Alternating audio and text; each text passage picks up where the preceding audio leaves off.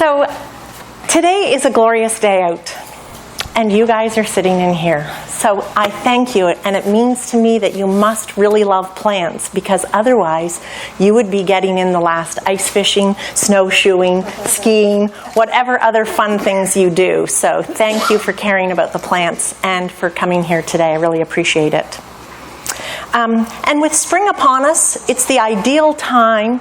I just saw myself in that mirror. I thought a person was there. It's the ideal time to consider giving back. Spring is birth, it's renewal, and it's the perfect time for everyone to consider what you might do this year for the plants. And anytime I come to Richters, I just love it when you step inside and walk down there and touch the plants. It's like I just got a mini high on my way to the restroom. And every time you come, just to smell and touch, it is the best kind of therapy going in the winter. So I appreciate even being able to come and just do that here at Richters. It's lovely. And it was lovely, Conrad, saying all those things that I do. So as people, we have many traits. You know, we're mothers, we're grandmothers, we're daughters, sisters, employees, all these things, and I'm all of the above. But what we do at our heart's core, I think, is most important. What is our purpose? So I found early on, and especially when I reflect back, my purpose is definitely loving plants and loving nature, and being able to work with plants, and especially seeing over the last 33 years on our farm how I began planting plants, not with a purpose in mind to create a sanctuary. I didn't even know such a thing even existed. You know, I just started planting plants because I love plants.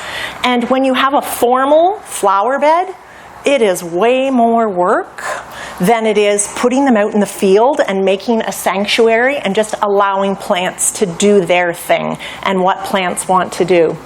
So it just is my greatest love. And so plants, native species, and also trees, because trees are also herbal medicines. So we want to remember that. So there's many trees, native trees and shrubs, that we also can include in our sanctuaries or just in our gardens.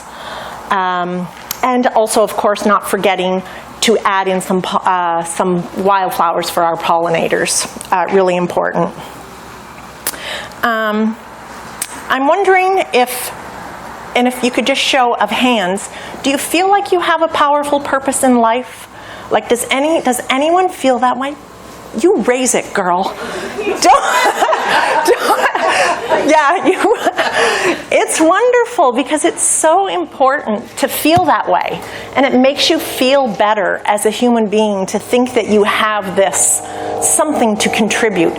And whether, you know, at the end of my life, one of the main things I said I wanted to do was plant 1,000 trees. That's a goal that I just have. So I've been planting trees on our farm for, you know, like 33 years or whatever. So last summer I was wondering, how many trees have grown that I've planted? So I took the dogs and we walked and we started to count.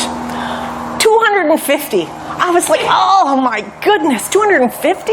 And they're so expensive, right? So, and I had this 1,000 number in my mind. Well, then just by chance, I happened to meet up with Paul Cannington, who is with Forestry Ontario. I had met him years ago, and I was speaking somewhere, and he happened to be there. And there's that 50 million tree program going on right now, for those of you who are into it. For $334, I now have, well, will be planted this spring, 1,000 trees. So I'm like, whoa. So it's like if you put it out there, and I'm not dying anytime soon. I've got a lot more things to plant. But at least I'm at my 1,000, you know, I'm like 1,250. So that really excites me. So to be able to set goals with whatever your passion might be, and to take action and to do things. And sometimes they seem like small steps and that you're really not doing that much. But then, you know, time marches on.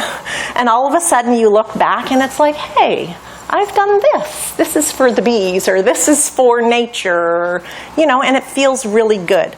So I just wanted to share today, this whole talk was about inspiring people to consider to give back to nature, you know, because as a people, we tend to take, and even as a herbalist, we take from the plants all the time. And what do we actively give back? So it's really important to know that we should be giving back in some way. So now when I go places to lecture and talk, I'll even take little packets of wildflower seeds and gift to people and say, you know, maybe you want to go put those somewhere, give them to your grandkids to plant. But just little things that you can do to actively spread plants and to spread awareness while you're doing that. I have a cute little thing here on the history of plants that I thought you might like. So, in 2000 BC, it was, here, eat this root. In 1000 AD, it was, that root is heathen. Here, say this prayer. Then in 1865 AD, it's, prayer is superstition. Here, drink this potion. Then in 1935, it's, that potion is snake oil. Here, swallow this pill. Then in 1975, it's, that pill is ineffective. Here, take this antibiotic. And in 2000 AD, it's, that antibiotic is poison. Here, eat this root. So we often come full circle in life, and to be aware of that. And I think it's amazing because plants have enabled me to take care of my children more effectively, my animals on the farm more effectively, myself, and I feel empowered to be able to take care of myself because of plants. Can I ask in a show of hands, how many of you are actually practicing herbalists? Are there any practicing herbalists here? Oh, so there's a few of you. Awesome. Nice. And how many people are here because of just their love of plants and gardening and interest? Nice. And what about you, sir? Yes, I do. You are too. I was curious. I maybe missed. 10 fig trees. You have 10 fig trees. Wonderful. I do not have a fig tree. Lovely. Do I want one? I always want a tree. Yes. I would never say no to a tree. So I wanted to talk a little bit about my botanical sanctuary. So here today we're gathered. It almost sounds religious. We're gathered here today because of the plants. So plants bring us together as a community as well, and they bring us together for healing, for food, for all kinds of different experiences. So again, thank you for coming today. And I had this little mantra that I have started adding, like when I do some talks or writing. So I've had a few articles that have been published, and it's giving back is good for the soul. So I just feel so good now that I realize, oh, I've been giving back all along. Isn't that lovely? It feels so wonderful to have this purpose. And it resonates with the wider herbal community. And a lot of people realize that herbs are wildcrafted if you're a herbalist. And we have to pay attention when we wildcraft that we know what plants are at risk and endangered, that we wouldn't go and even dare pick those. This is why we have places like Richters, where you can buy any of these plants that are on the at-risk list, grow your own, and harvest your own medicine. That way you're not, so this is just for your own garden medicine, not even for sanctuary work. This is just so that if you felt you needed any of these plants, you know, that you had to have them, then you can grow your own, and there's these plants available that you can cultivate and then harvest yourself. The worldwide view sees plants as a resource just to be taken and used whenever we feel like using it. And it's the same as trees. And and I'm not an activist in any way, except I am a little bit, I think. I'm becoming, and I'm not purposely becoming that, because I know my footprint here on Earth has caused, you know, just me being alive and flying places for work and doing whatever I do, it causes damage. And I know that on our farm, we have a 100-acre farm, and for years I allowed a farming neighbor to use our property, which he's still using, but you know, they spray. And so it's always been a bother for me, like it's something that has ate away at me, and I would say, well, just don't do so much, and can you not, because they say they can't farm anymore without it, right? So finally, 2 years ago, I had to just it's like you have to lay down the law psychologically to say, no, I can't allow it anymore. So he's still farming the land and doing hay, but not doing corn and soybean and things like that, which are damaging to the land. And also sometimes we keep doing one thing that we know perhaps is not right. Like I knew that it wasn't right, but I still did that, and I'll tell you there's reasons. There's monetary reasons, because I'd get the farm tax credit. So that's a truth, you know. I did that because I was able to have a farm credit. But within laying down that law, then I no longer even have to do that. Like I still get the credit, but he's not spraying. So, you know, we have to find other ways to still help ourselves to be able to afford to live where we want to live, but also take care of our plants and our soil, just to think of all the microorganisms that are living in our soil. And so herbalists, we also have to remember that with the shame sometimes of if we're wildcrafting, we can't take, if we have all, let's say a little colony like this much of plants growing in the woods and we wanted some of those, you would never harvest, even if it's not at risk, you would never harvest a whole colony. You always leave some, and the natives would be for 7 generations. You're supposed to think of the other people and animals that come after you, and just to sustain the plant. So we only take so much from a plant.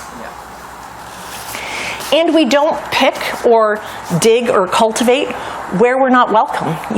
We can't just assume that we're allowed to go harvest because it's the side of the road and we go onto someone's property. Some people that are sanctuaries, herbal sanctuaries that have ramps, for example, wild leeks, people have gone on their property and just dug them up and even though it's a preserved place, but the people who are doing the digging don't know that or don't realize that.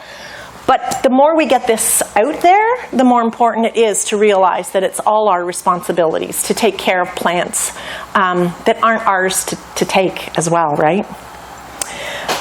So on our property, we have, just to talk about the actual sanctuary, we have a bog, we have a forest, we have a marsh, and we have, so there's 100 acres, so we've divided it off. So when we first moved there, the back 50 acres, automatically, right off the hop, 33 years ago, we gave back to nature. So there's a 5 acres of water back there, there's a 5 acre parcel of forest that's with a bog.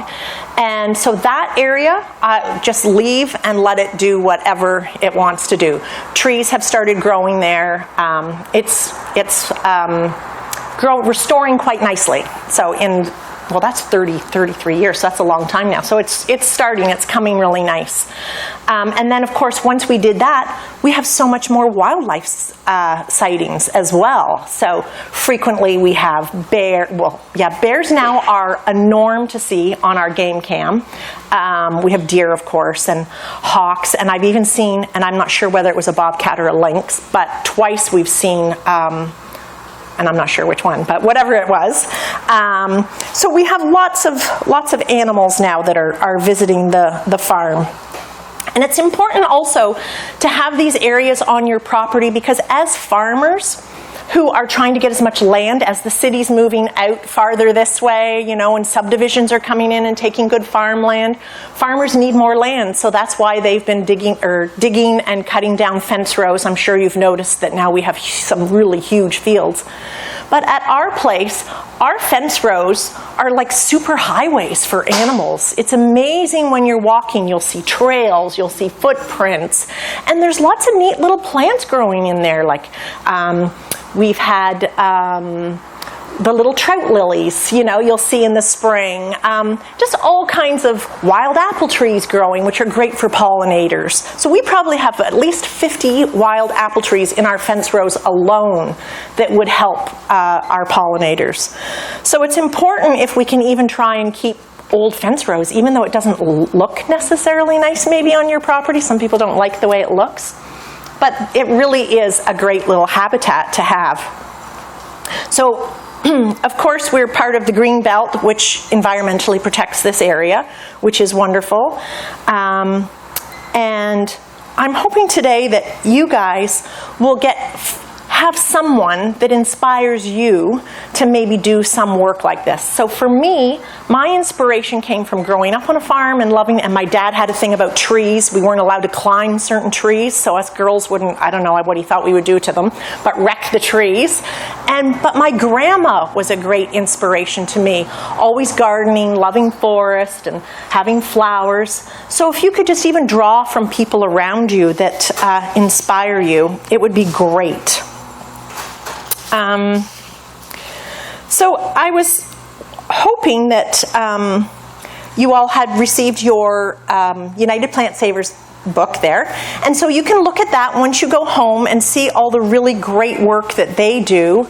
And so they're doing studies, they're building other sanctuaries with just, say, uniquely goldenseal.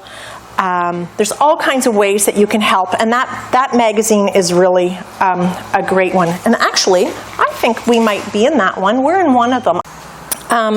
So are any of you here today interested in planting plants and creating a bit of a sanctuary?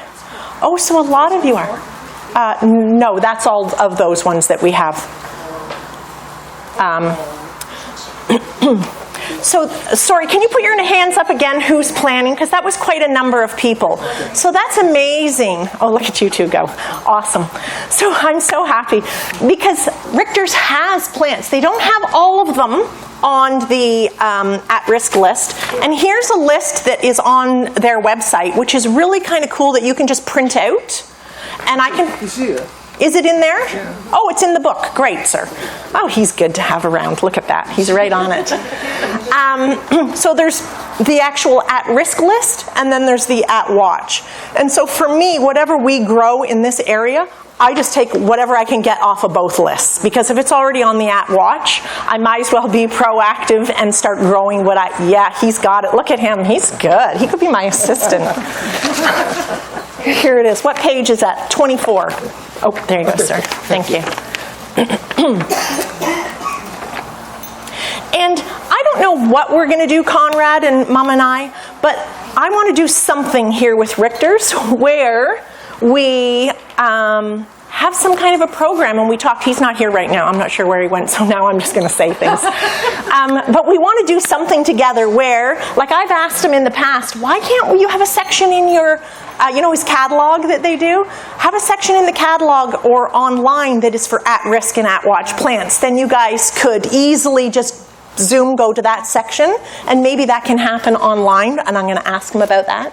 And then people can plant plants, and maybe we could even have a list of who's actively trying to, you know, work in this program or something. So we're wanting to create something, we're just not quite sure what. But does anyone here have a forest on their property that they're already lovely? So great. So maybe one goal would be to identify if you have any of these plants. So that's what I had to do to become a United Plant Saver Botanical Sanctuary. So actually how that happened was I always called my home my sanctuary. She has 2 maple trees. She has 2 maple trees. You mean that's it? That's it. Oh, it's a beautiful tree. And they're sugar maple trees. They're sugar maples, which is awesome. Nice. So to begin with, I would call my farm my sanctuary, and it was like as soon as I'd pull in the laneway from wherever I may have been, it'd be like, I'm home, you know, and nature is my medicine. So walking with the dogs every day, just being outside, seeing what's flowering, it just brings me joy. And once you build it, once you have it, you know that expression, build it and they will come. So one of the plants that is at risk that you cannot, where is it? The lady slipper. So, I did not have lady slipper on my property anywhere that I've ever seen.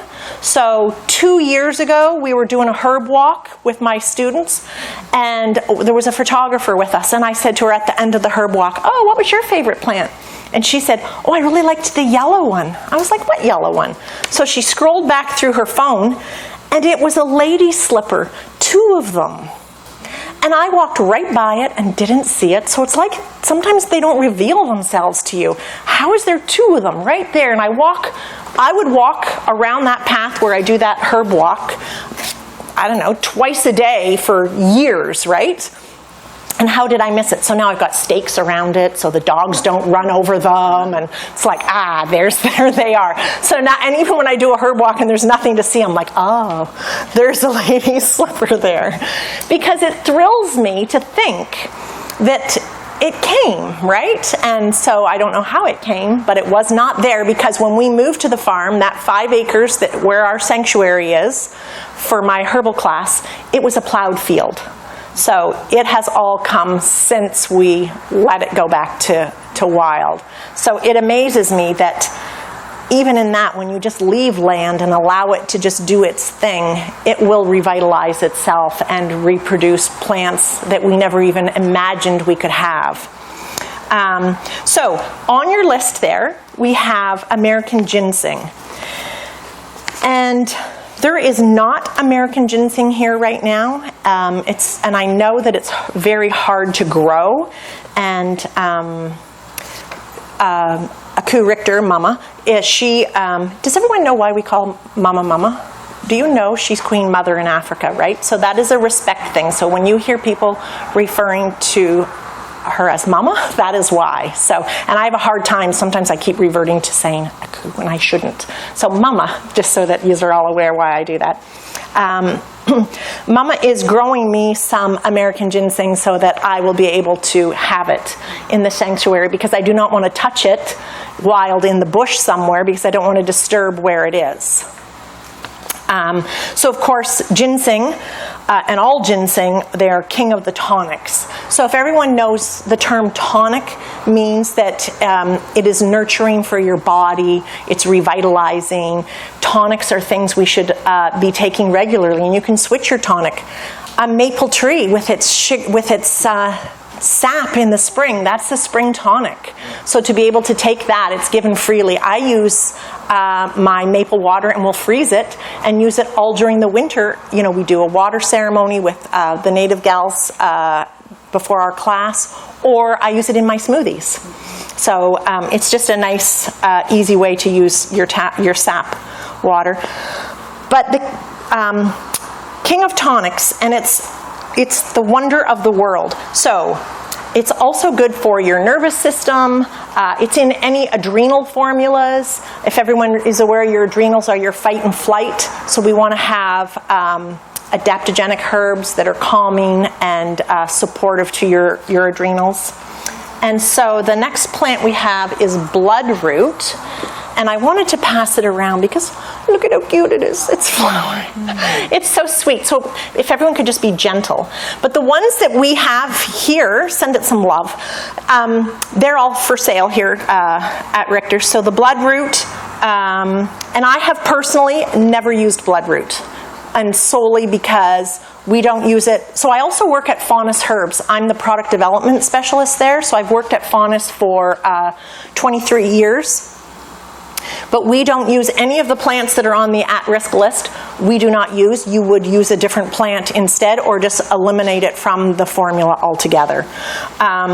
So it's used for lowering your heart rate and any heart, just as a heart tonic. And it's also good for your respiratory system. Is it losing some petals? Oh, maybe I shouldn't pass it then. Maybe I shouldn't. Look at me. I'm like, oh. There it is, though. Sorry, guys at the back. That wasn't a good idea. It's losing petals. You can come up and look at them at the end, how about? Now, black cohosh. Actually, I should say, So the American ginseng, I had mentioned that Mama is growing some for me. The bloodroot, I have a couple of little plants that are, oh actually that's not true. I have more than a couple now. So last year I have an apprentice, Danielle, and one of her jobs last year was to establish bloodroot in the sanctuary. So Danielle she planted them all, we got them here at Richters, and we probably have, I would say, maybe 12 to 20 of them. And so Danielle she had to plant them, she had to water them all summer, and watering is the biggest deal, right? So last summer was especially hard, and she would come after work, and it was her job to make sure they were watered at least twice a week, and then I would water, in between. But you have to haul the water into the field. It's not like you just have a hose right handy there. So it was a lot of work, her establishing the bloodroot. And then now this summer, her job will be to keep working with that bloodroot and water it if we have like a dry spell, so maybe once a week for sure her water it. But then also we'll start a new colony of something different that she will baby. So that's a great way to do it. If on your property you have somebody else who even wants to plant, that's the thing too. I have offered many times to people, like we have weddings also at our place, and I'll say, oh, if you want to plant a tree just, as part of your wedding, we'd love that. But only one person's done that. And I'm like, really? You wouldn't want to plant a tree? So it's interesting how many people just aren't necessarily into that. But if someone is and you have the property, make it be known that people could maybe come and plant something on your property, because that's a great way. And people are becoming more aware, I think, of like Earth Day, that maybe they just want to plant something symbolically on Earth Day, some way that we can give back. So black cohosh, I have a really fair size, like probably this 3 rows here, colony now of black cohosh. It's doing so good. And now it's maybe, 5 years old, this colony. But I had them in tomato cages, and I also have stakes, so it doesn't look pretty. I have tomato cages and I have stakes around them because I have a couple of really big dogs and they get running through things. So it's just so that the dogs will stay away, and people too. Just so that they don't get in there. But black cohosh, most people today use black cohosh in formulas for menopause, but it really also is best used for pain, any type of pain, back pain, pain which goes down your leg. It's really, really great for that. So again, though, if you were going to use it, and this can be passed around, the black cohosh. It's actually, I should start it at the back. Can you take it to the back this time, and we'll see how that goes, and we'll move it on up. So it calms the nervous system. Like I said, menopause, balancing hormones, but really, it's really great success is pain and back pain and lower back pain. And specifically, for some reason, it has also been used for nervousness in men. Sometimes you'll find certain plants are more, for a male or a female, or someone that is more yang than yin. That if a female has more male tendencies, then that also she could use that plant. So the blue cohosh we have here as well. So this is actually, it's so pretty. This has not done as well at my place, so it's really interesting to me. And it's the soil, I guess, because all of these are real woodland plants. So if you had an established forest already, but maybe didn't have these in your forest, to just pick a little spot and let them start to grow in your forest would be ideal. But I'm working in a field, this 5 acres, that I'm turning back into that, right? So I just have to be really patient and really nurture.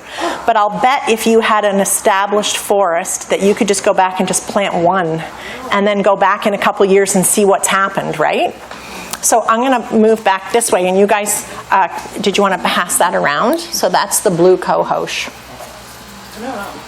So blue cohosh has been thought of as a woman's best friend. It is great for it's an antispasmodic herb, so for any cramping,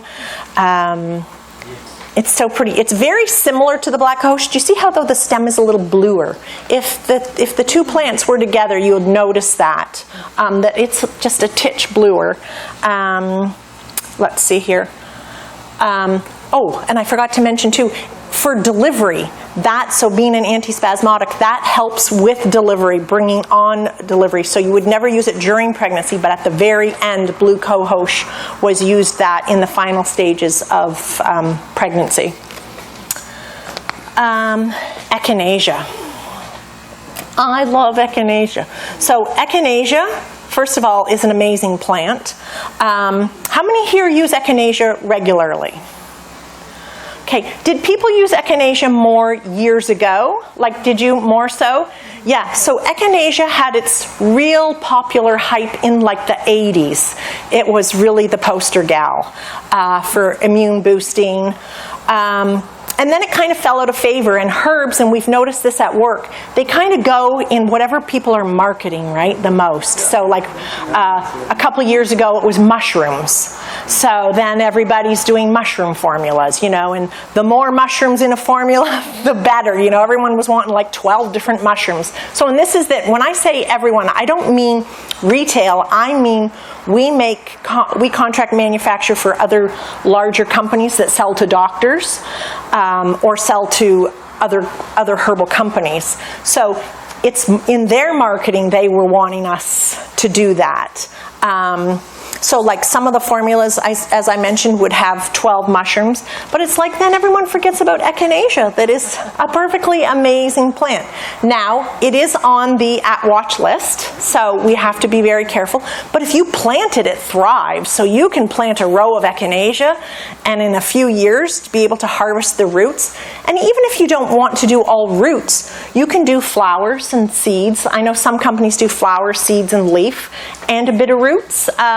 Because again, if we dig up the roots, we're actually killing the plant, right? So your product would still be effective if you didn't use the root, but it's just that the roots are actually the best part. So again, if you grew your own, that would be wonderful. And these are so healthy and beautiful. So I got my echinacea here at Richters probably, and this was before I was considering the sanctuary, I just was planting echinacea. But I'll bet you my little colony's like 10 years old now, maybe older, maybe 15 years. But it for sure is as big as this room, and it's just random between other wildflowers growing, doing its thing. And when I walk out there, like in the winter, like right, if I walked by and I saw seed heads, I'm just always flicking the seeds off wherever I see them. And then sometimes I take them with me. It's kind of, sounds a little loopy, but I'll take the seeds and I'll go throw them somewhere else. But it thrills me to see them. And it's interesting though, the colony has spread, definitely, but it's not moved anywhere else. It's not moved, like no birds somehow have pooped and the back 50 acres. I have not seen one grow yet, so I'm going to have to now grow some out the back just so that I establish a colony back there. But especially right now, echinacea, oh, I should pass this around. I'll start towards the back or the middle. You're welcome. So right now with the coronavirus, this is for it's antibacterial and it's antiviral. So, and it will help build up your immune system, which is really good. And so right now with all kinds of flus and viruses going around, you want to know that you are strong and healthy. So you would want adaptogens and you would want something that gives you really good immune support. And echinacea was actually originally the very first snake oil because it actually was for snake bites. And so it was sold that way by, and I'm not going to say peddlers, but you know, people who would go around selling herbal remedies in early days. And our native community has a long history. Actually, a lot of these plants that we've talked about have a history with our native community uses. Do I have goldenseal? And echinacea pairs beautifully with goldenseal, and they don't have any goldenseal here right now, but goldenseal is an amazing plant. So goldenseal, I have a little patch of goldenseal, maybe this big, and it's been growing for probably, I don't know, 7 years, and it's only this big. And so Nick, who I work with at Richters Herbs, he was like, oh, you know, that's a lovely patch. He goes, maybe in another 10 years it'll be this big. So it takes forever to grow. And so goldenseal definitely is one of those plants that you want to buy if you're purchasing it dried or in a tincture from someone. You want to know where they get it from. So you would want it to be cultivated maybe from a certified organic farm. Wildcrafted, you really don't want to see wildcrafted written on any products you buy with these plants, because that means someone has gone out to the wild and, you know, are depleting. So we don't want to support that. And again, if you can grow yourself in your garden, that would be ideal. But goldenseal is just an amazing product to have. So it's one of my go-to. I use it all the time.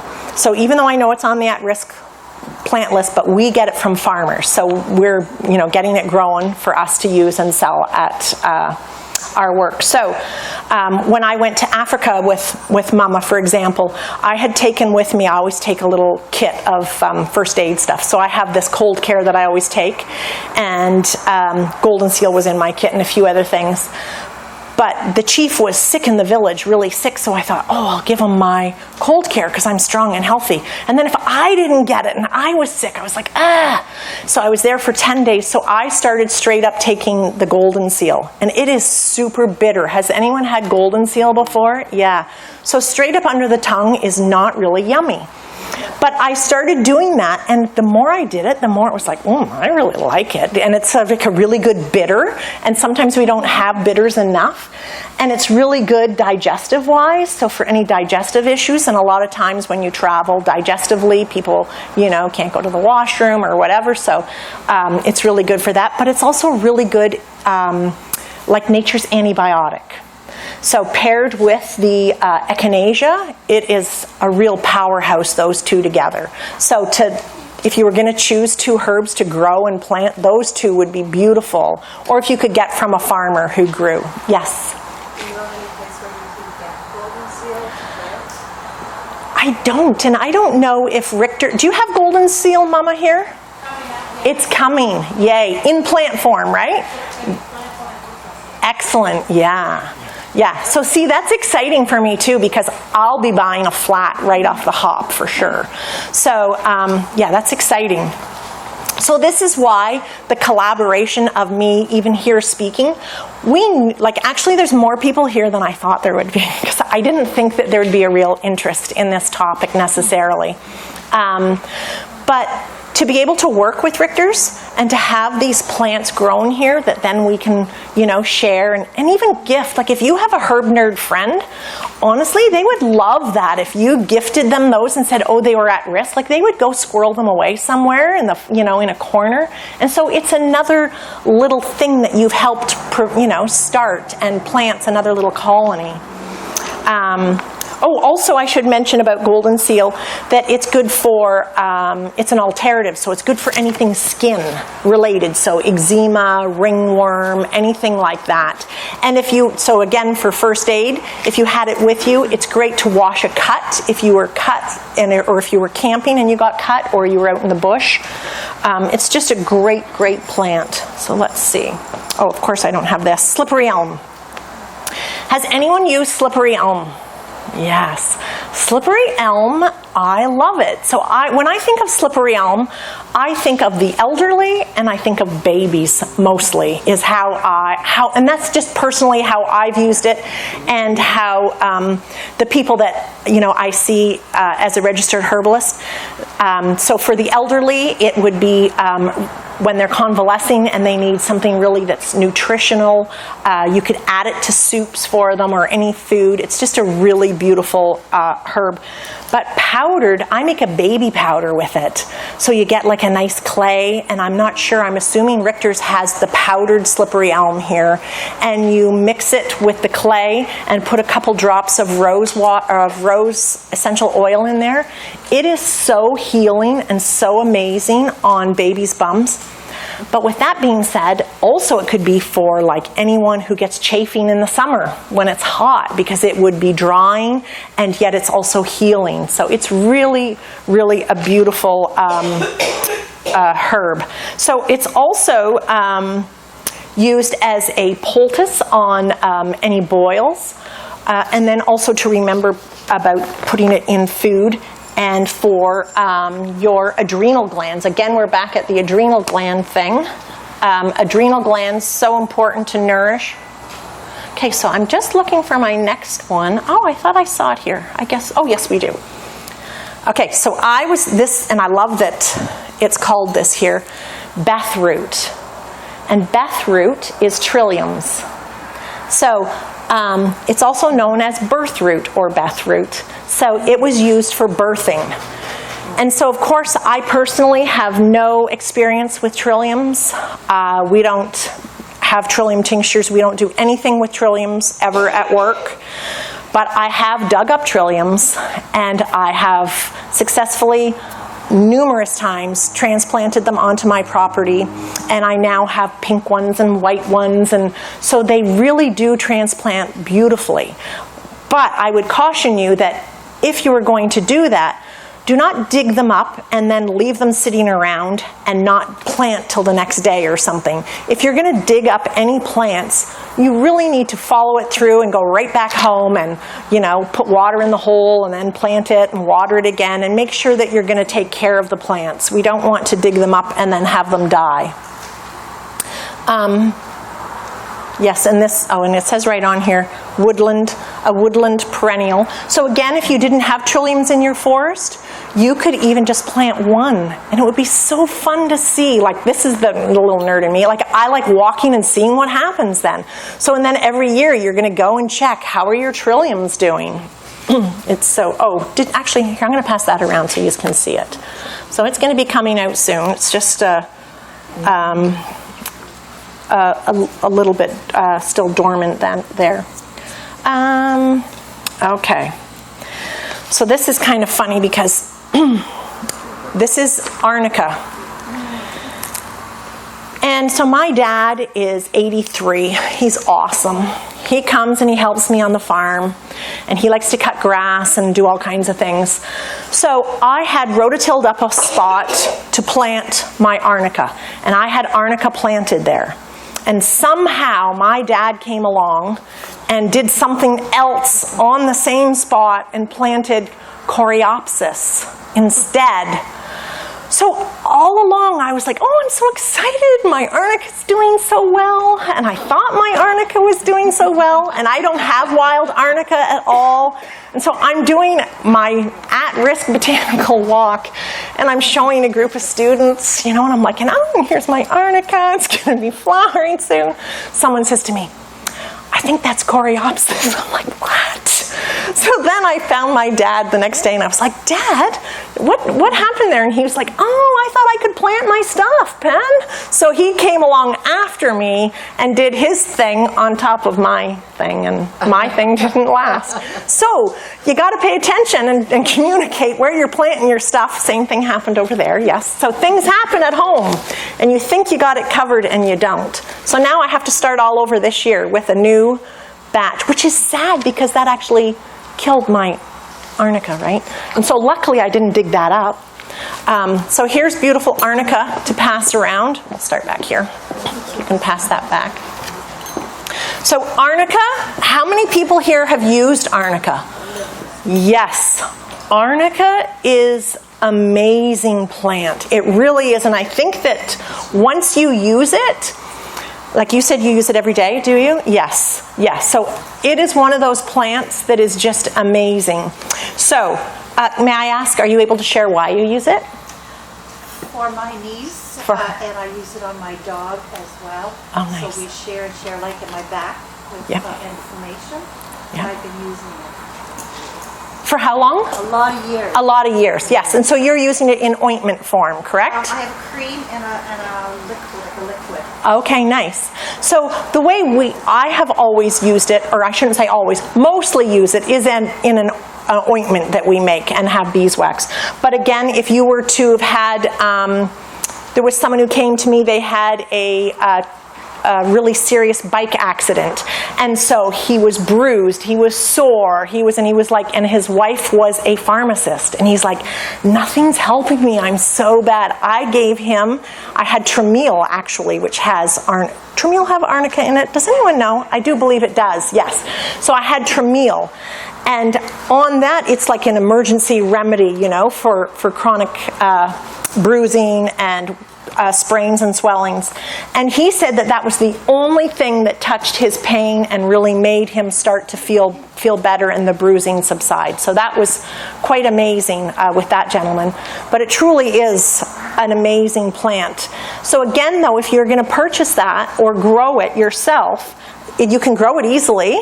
And it's the flowers you use, so you could buy a flat of that and have a nice little flower bed of arnica to use to make your medicine. It would be a really easy thing to do. Now gold thread, I should check if I'm running over time. Nope, I'm okay. Gold thread, we have it in our bush and it's really fine. Has anyone ever seen it? The roots are so fine and they're like a yellow inside. But it's been used for eye wash. That actually is what it's really well known for. We have it in our bush, but I would not touch gold thread because first of all, you would need so much of it to make something, you know, and to make a cup of tea. And so it's nothing that we would ever sell, and we don't use that at all. No, that's growing wild in our back bush, yeah. So, and back there, we rarely even go back there, actually. So just every few years we go back. But it's also, the gold thread is used as a mouthwash. Let's see here. We don't have a sample of this. Maidenhair fern. Do any of you here have any maidenhair ferns at home? Yes. So were you aware it was at risk? Like, is it just growing wild on your property? Yeah, I just find, I think there's a couple up on the ridge, but where I used to live up in the valley, there was a couple of really good patches of nice. bush, and I'd always run across it up the area. And is it always a wet spot where it is, or does it dry out where it's growing at your place? I would find it, when I lived up in the Ottawa Valley for quite a few years, and so it would be like up on the hill, but it was kind of like pretty deep woods. So okay. It was, what was it, birch and maple and beech out there. Yeah. Nice. So I have been planting some, and I've had success, but not the greatest success. So that's why I was wondering whether I needed it to go somewhere where it was wetter, because sometimes they just need that deep dark of the woods, right, and that rich, the rich earth. So maidenhair fern have been used for hair loss, and it's been used to stimulate appetite. Now on our next one, let's see here, May apple. I need to speed it along here a little bit. May apple's so cute, look at it. Isn't it lovely? Here, sir, let's start with you. Does anyone have May apples growing on their property? Nice. So I only have a few May apples. So again, that is... they do grow easily, and I've had success with it, but I need to, so it's like I can only focus on so many plants and things at a time. And also it's costly, right? Like, plants cost a lot of money. So I have to, I have so much in my budget every year. Last year, actually, we spent $600 on wildflower seeds. So, just to be able to do that. So I can't have it all the time at one time. So I have to pace myself. But they're just beautiful.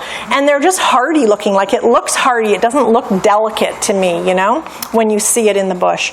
But it's great to stimulate the liver and for digestive complaints. And the fruit is loved by a lot of little critters, so you may not see the actual fruit. And then ramps we're coming to. How many people have wild leeks? Have you had wild leeks? Yeah. And sometimes we think that because on our property, like we've so many, but they're not always everywhere, right? So really, you're really lucky that you've got a ton. And if you had a lot on your property, I personally wouldn't hesitate to use some myself, because if you just dug up a hole and used the bulb, that's going to fill back in. Like it's... I learned that you never take the bottom root off. Oh, do you go with a knife. Yes. And when you're harvesting, you take the knife and you cut it underground and then you leave the root here. And Yeah. then come back. So then you Nice. never actually Yes. complete that. So I love that. Thank you so much.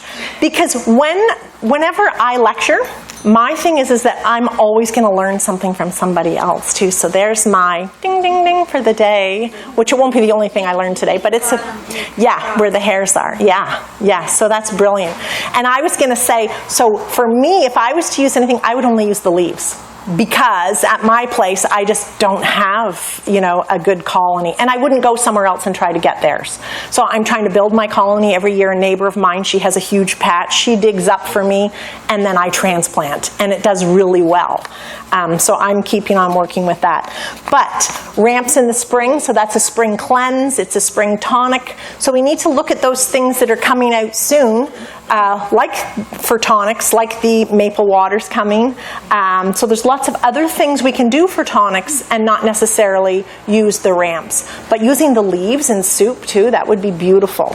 So I know you can buy them from seeds, but it's really slow to reproduce from seeds. Yeah, so I think that would be pretty futile. You could try, and that's another neat gift you could give someone, is to buy the seeds of any of these plants for people to just scatter when they go out walking. It's really a good idea. And to teach children, if you have children with you, that these are the things we give back, right? So that's a great thing to do. Oh, and the last one, do I have, no, Solomon seal. Do you, Mama, do you guys have Solomon seal here? Okay, we couldn't find it back there when we were just looking. Oh, it's not out yet back there. Okay, so this was another example of something I did wrong. So lots of times I do more wrong than I do right in my gardening, and I'm sure you guys find that too. And also, like, the more I know, the more I realize I don't know anything. So it's a continual learning and growing and experimenting on what we do with our plants. So the Solomon seal that I had was the wrong species. So now my colony, I have to start over again, and so I'm going to leave what I have, and it was more a garden variety that someone had given me. So this is the thing too. Sometimes people will gift you things without a tag, like, where you know for sure what it is.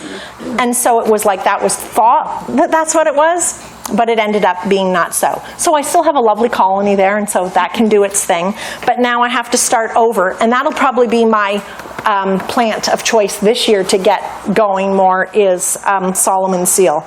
But Solomon seal, has anyone had much use with Solomon seal? Yeah, it's an amazing plant. Did you want to share what You you... can still use the cultivated ones for medicine, so you don't have to use the wild ones. Oh. So if you're wanting to make Solomon seal medicine, you can just have them, and they're bigger roots and they're bigger leaves, so when you're using it, you can leave the wild ones and pick the cultivated ones. Excellent. So that's a good point for you guys to know if you wanted to make product with it. So the Solomon seal that we've used, so I've used it a few times with, so one was so it's amazing at mending bones. So a gentleman had a double fracture on his leg, and we gave him internally Solomon seal, and of course comfrey externally we used, but it was beautiful. His results were amazing. He healed up really well. And then also for a torn knee, we've used it, and it was a really great medicine. So for any uses like that, Solomon seal is great. And when I was speaking to you earlier about the plants that we use, that sometimes we don't use the actual plant that is on the at watch or the at risk, that's the exact example that this young woman was giving, that another plant, thank you, does the exact same thing with the same results, and so you would use that plant instead. So these are the things that, that we know that we can do.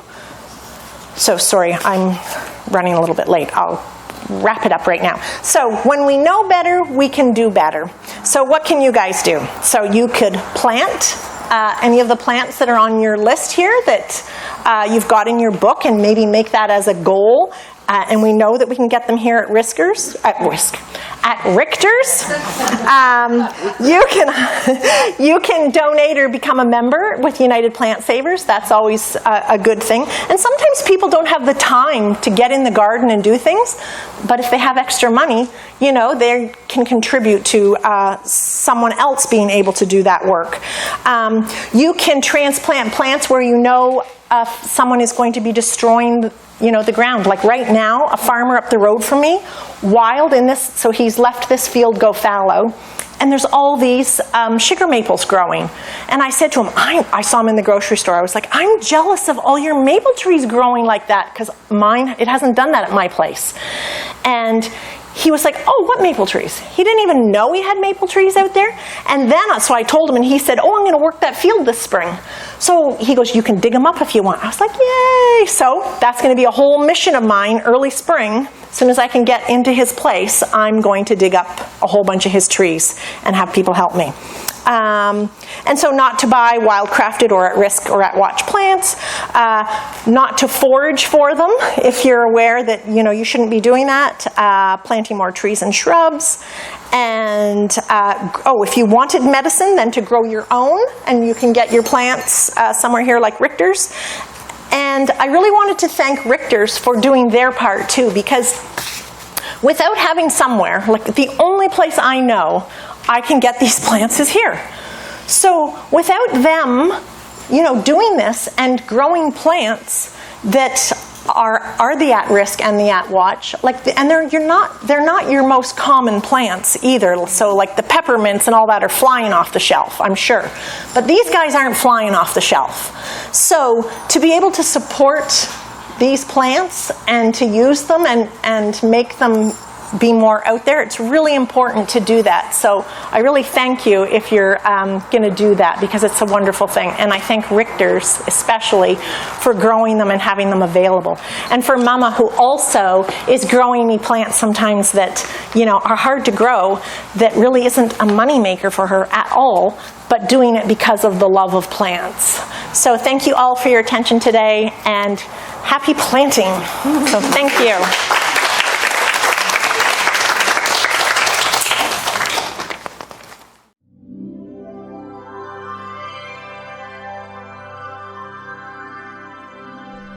At Richters, it's not just a garden, it's a whole new world. For herb plants, seeds, veggies, and more, visit us at richters.com or call 1-800-668-4372.